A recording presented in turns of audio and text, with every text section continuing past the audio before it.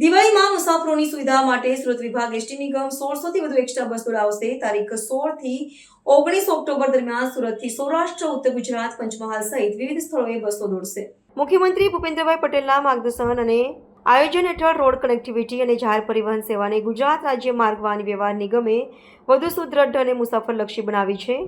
આ વર્ષે એસટી નિગમ દ્વારા દિવાળીના તહેવારોને ધ્યાને લઈ વતનમાં જવા તારીખ 16 થી 19 ઓક્ટોબર દરમિયાન સુરતથી 1600 એક્સ્ટ્રા બસ દોડાવાશે એમ વાહન વ્યવહાર રાજ્યમંત્રી હર્ષ સંઘવીએ જણાવ્યું છે। સુરત સર્કિટ હાઉસ ખાતે યોજાયેલી પ્રેસ કોન્ફરન્સમાં વિગતો આપતા વાહન વ્યવહાર મંત્રીએ જણાવ્યું કે છેવાડાના માનવી સુધી એસટી બસની કનેક્ટિવિટી મળી રહે તે માટે રાજ્ય સરકારે જાહેર પરિવહનનું સુદ્રઢ માળખું બનાવ્યું છે। મંત્રીએ કહ્યું કે દિવાળીના દિવસોમાં સુરત શહેરમાંથી પોતાના વતન સૌરાષ્ટ્ર તથા ઉત્તર ગુજરાત, દાહોદ, પંચમહાલ સહિત અન્ય જિલ્લાઓમાં હજારોની સંખ્યામાં લોકો જતા હોય છે, જેને ધ્યાને લઈને સુરત વિભાગ દ્વારા તારીખ 16 થી 19 ઓક્ટોબર દરમિયાન સૌરાષ્ટ્ર, ઉત્તર ગુજરાત, પંચમહાલ સહિત વિવિધ સ્થળોએ 1600 જેટલી વધુ બસો દોડાવવામાં આવશે। વધુ માંગ હશે તો વધુ બસો ફાળવવાની પણ નિગમની તૈયારી છે। દિવાળીનો પર્વ એટલે પ્રકાશનો પર્વ, દિવાળીનો પર્વ એટલે ખુશાલીનો પર્વ, દિવાળીનો પર્વ એટલે સૌ પરિવારજનોને એકત્ર થવાનો પર્વ। સુરતની ધરતી એ લાખો લોકોને રોજગારી આપે છે અને લાખો નાગરિકો એ પોતાના સપના સાકાર કરવા માટે પોતાના પરિવારજનો જોડે સુરત શહેરમાં વસે છે અને આ જ લાખો પરિવારો દ્વારા રાત દિવસ મહેનત કરીને આ શહેરને અને રાજ્યને દેશના સર્વોચ્ચ રાજ્ય સુધી પહોંચાડવાનો શ્રેય આ તમામ લોકોને જાય છે। ત્યારે આવા લાખો કર્મચારીઓ,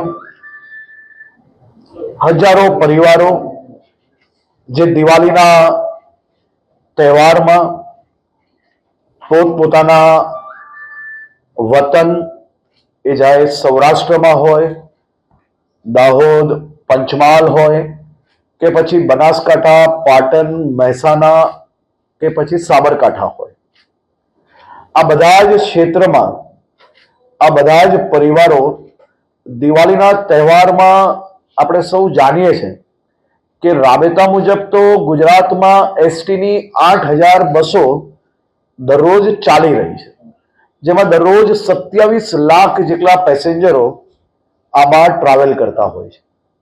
પરંતુ દિવાળીનો ખાસ આ પર્વ નિમિત્તે સુરત શહેર ભારતીય જનતા પાર્ટી, સુરત શહેરના ચૂંટાયેલા સાંસદશ્રી અને ધારાસભ્યશ્રીઓ પાસેથી જે પોતપોતાના વિસ્તારોના નાગરિકોને ઉત્તર ગુજરાત, સૌરાષ્ટ્ર, મધ્ય ગુજરાતના ગામડાઓ સુધી ઓછા ભાવમાં એટલે કે પ્રાઇવેટ વાહનો ના કરવા પડે અને સામાન્ય ખર્ચની અંદર લોકો પોતાના ગામ સુધી પહોંચે અને દિવાળીનો તહેવાર બનાવી શકે તે માટે આ વર્ષે વધુ બસોની માંગણી કરવામાં આવી।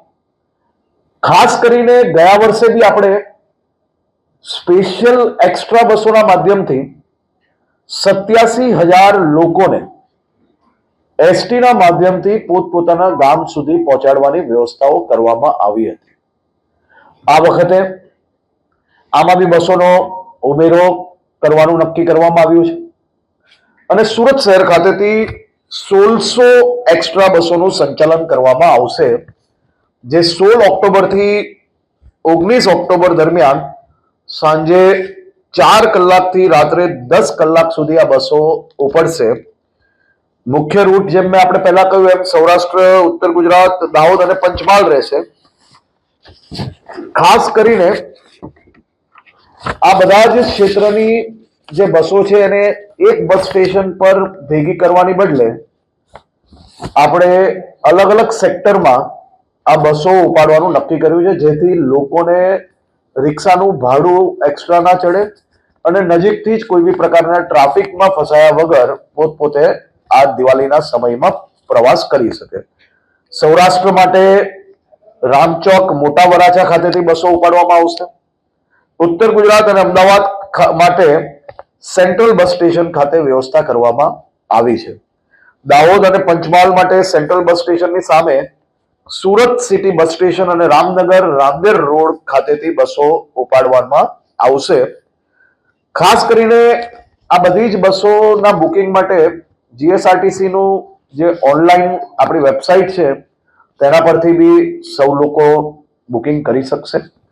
એના સિવાય બી ઓફલાઈન બુકિંગ બી આપણે central bus station, Adajan, Udhna, Kamrej, Kadodara બધી જ જગ્યા પરથી કરવામાં આવશે.